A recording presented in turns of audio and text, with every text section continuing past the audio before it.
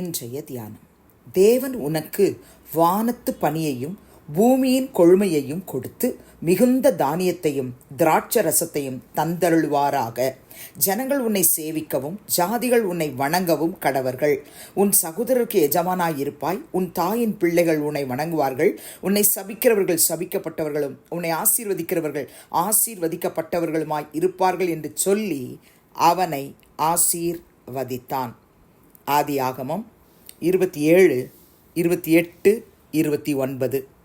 ஆண்டவரும் இரட்சகருமாகிய இயேசு கிறிஸ்துவின் நாமத்தினாலே இந்த காலை வேளையில் இன்றைய தியான நிகழ்ச்சியின் வாயிலாக உங்கள் ஒவ்வொருவரையும் சந்திப்பதில் நான் கிறிஸ்துவுக்குள் மிக்க மகிழ்ச்சி அடைகிறேன். பிரியமானவர்களே, ஈசாக்கு தன்னுடைய வயதான காலத்திலே தனக்கு விருப்பமான ஒரு ஆகாரத்தை சமைத்து தரும்படி மூத்த மகனாகிய ஏசாவிடத்தில் கேட்கும் பொழுது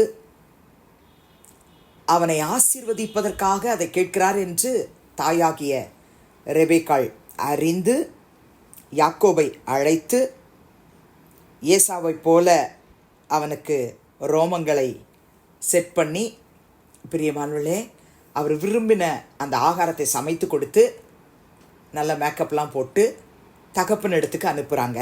அதுதான் இந்த அதிகாரத்தில் நம்ம வாசிக்கிறோம்.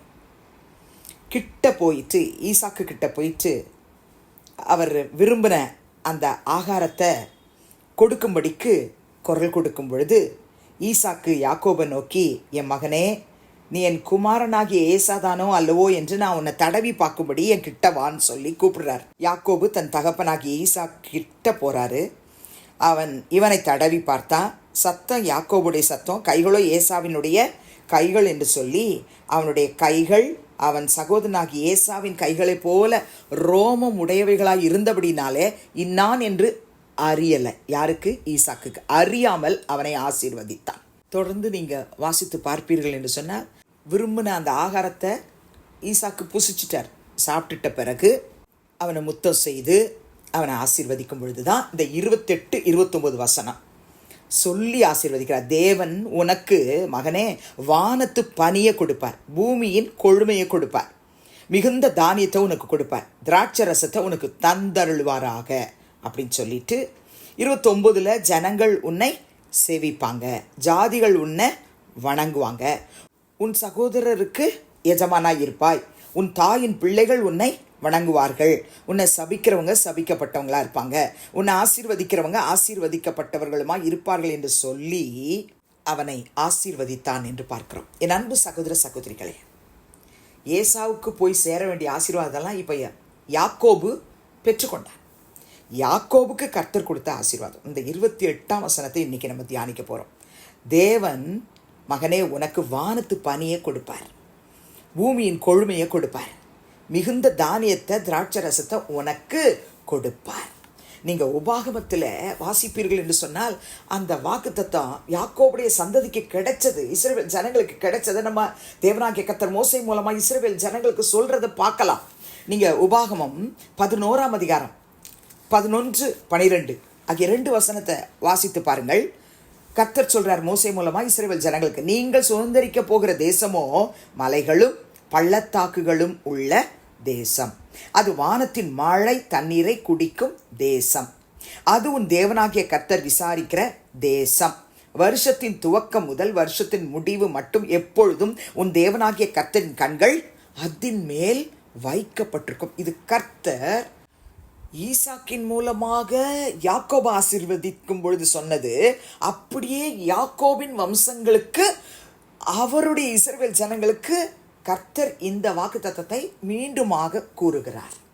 கர்த்தருடைய பிள்ளைகளே, ஆவிக்குரிய இஸ்ரவேலராகிய நமக்கும் கர்த்தர் இன்றைக்கு சொல்றார், என் மகனே, என் மகளே, உனக்கு, உன் தேசத்துக்கு, நீ இருக்கிற இடத்துக்கு உனக்கு நான் சொல்கிறேன், வானத்தின் பனியை நான் தருவேன், பூமியின் கொழுமையை நீ புசிப்பாய், மிகுந்த தானியத்தை நான் உனக்கு தருவேன், திராட்சை ரசத்தை உனக்கு தந்தருள்வேன், வறட்சி அப்படிங்கிறத நீ பார்க்க மாட்டேன், எல்லாவற்றையும் நான் உனக்கு தருவேன். ஏன்னா நீ என்னையே சேவிக்கிறாய், என்னையே துதிக்கிறாய், என்னையே ஆராதிக்கிறாய். நீங்கள் உபாகமம் 32ஆம் அதிகாரம் 2ஆம் வசனத்தை வாசித்து பாருங்கள். கர்த்தர் சொல்றார் மோசே மூலமாக இஸ்ரவேல் ஜனங்களுக்கு, மழையானது இளம் பயிரின் மேல் பொழிவது போல என் உபதேசம் பொழியும்.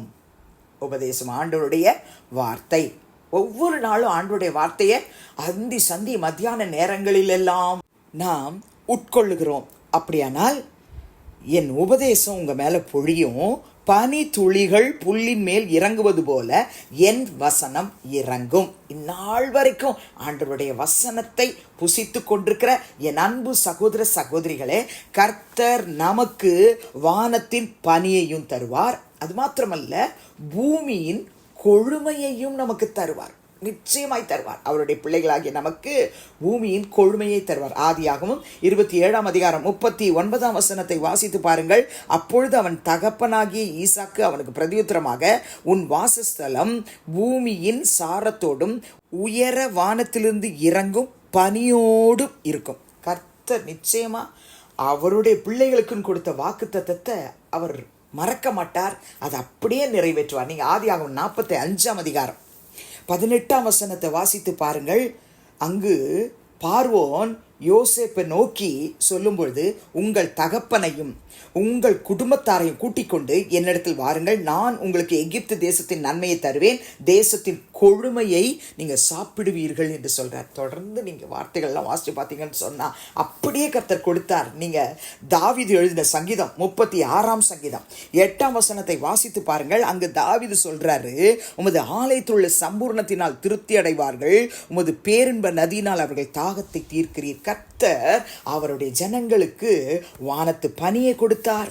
அது மாத்திரமல்ல, பூமியின் கொழுமையை கொடுத்தார், மிகுந்த தானியத்தை கொடுத்தார், திராட்சை ரசத்தை கொடுத்தார். உங்களுக்கும் தருவேன்னு சொல்றார். விசுவாசத்தோடு என்னோடு சேர்ந்து ஜெபிப்பீங்களா? அன்பின் பிதாவே, இயேசுவின் நாமத்தில் உடைய சமூகத்துக்கு நாங்கள் வந்து நிற்கிறோம். ஆதியாகமம் 27, 28, 29 இந்த வாக்கு தத்தங்களை ஒவ்வொருவருடைய சிரசின் மேலும் நீர் அப்படியே வைத்து ஆசீர்வதிக்கிறாய். ஸ்தோத்திரம். தேவன் ஒவ்வொரு பிள்ளைகளுக்கு வானத்து பனியையும் பூமியின் கொழுமையையும் கொடுத்து மிகுந்த தானியத்தையும் திராட்சை ரசத்தையும் தந்தருளுவீராக. ஒவ்வொருடைய வாழ்க்கையிலும் காணப்படுகிற வறட்சி நீங்குவதாக. உம்முடைய கொழுமையினால், உம்முடைய தானியத்தினால், உம்முடைய திராட்சை ரசத்தினால் உம்முடைய பிள்ளைகளை ஆசீர்வதியும். இயேசுவின் நாமத்தில் பிதாவே, ஆமென். கிறிஸ்துவுக்குள் பிரியமானவர்களே, இந்த நாளிலே கர்த்தர் தாமே உங்களோடு கூட இருப்பாராக, உங்களை ஆசீர்வதிப்பாராக, உங்களை நடத்துவாராக. ஆமென்.